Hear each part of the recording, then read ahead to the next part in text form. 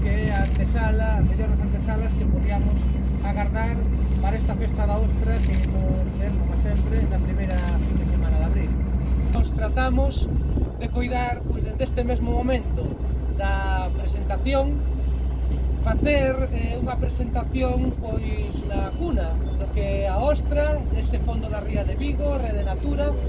nesta enseada de San Simón, na que ademais me dicía por aí desde a cofradía que hai unha experiencia interesantísima que xa alberga 3.500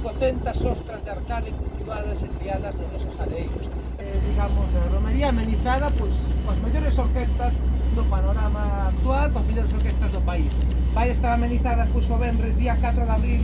con América de Vigo e Padit de Noia,